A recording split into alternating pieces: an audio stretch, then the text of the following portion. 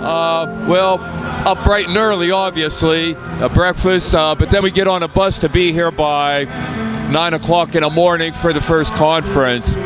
And all the conferences have been really phenomenal, really awesome. And then after that, we had a little bit of break, and I was with some of the kids from St. John's and Perryopolis and their youth leader to the different breakout sessions, as well as the where all the vendors are. So that was this morning, then lunch, and then one of the sessions this afternoon on evangelization.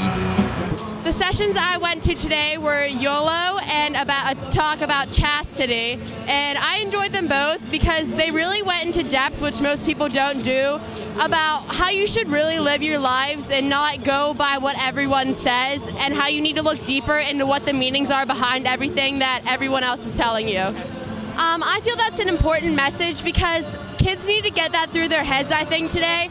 And like with today's society, so much is being thrown at us that we don't have time to really stop and think about what's right or what we're doing is really the right choice for us. I think what I heard today will affect me by having me just spread the news to all of my friends and everyone, and letting them know that there's more out there that they need to know, and it'll make me a better person too.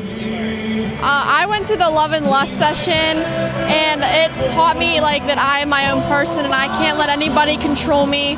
And if I let, it's just bad if you let somebody control you, like, I guess. I liked how she told her story and how she like went to be a better person, and how it is possible to do that if you do a bad decision. You just look to God and He can help you.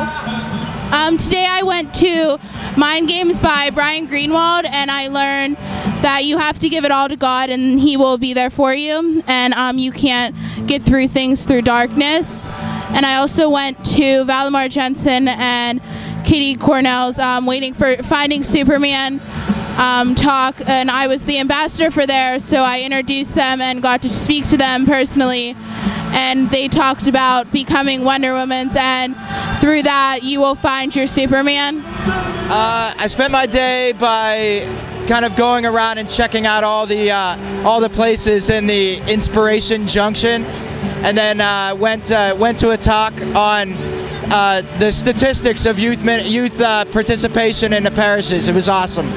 I went to 2 sessions today. The first one I went to was called YOLO Make It Count, and it really talked about just making your life what God wants your life to be, and not doing things because you can and because you're young. It's all about doing things that God wants you to do and doing what God is putting you on the earth to do, and that's really what it's all about. Everything I heard today is really going to affect me, and it's really just going to it changes the way I look at everything. It's going to change my life. This is my second NCYC, and I remember coming home from the last one, I was just such a different person. I believed so much more firmly, and it's just an amazing experience, and I really think that everything I learned in these sessions is really just going to stick with me and help me through like the rest of my life. Today I went to the Love or Lust session, and that was probably my favorite part about today. I learned a lot, and it was just very helpful for several different reasons. Okay, the sessions I went today was Love or Lust, and it was about not putting your standards to any farther down than any other for any guy, and that they'll wait for you, that you should wait, and if it's the right person, they'll wait for you. We went to the Mind Games one, which that was kind of exciting because he had a lot of energy, and we went to, the women's only one, which was Searching for Superman. Yeah, that's it, Searching for Superman. And that was quite interesting too because it was, I don't know, it was pretty powerful. Well, I attended the YOLO Make It Count session and the Love and Lust session, and in the YOLO session, it was sort of, you have to try things when you're young, but it doesn't mean you have to be stupid about it.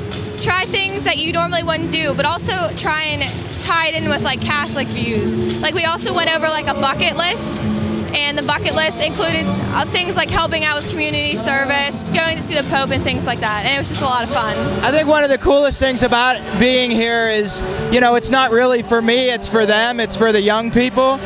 But I feed off of their energy. So the more excited they get, the more excited I get, and vice versa. It's great. This is my second one. I was here 2 years ago. We're tired as all heck. We're dragging our butts, obviously.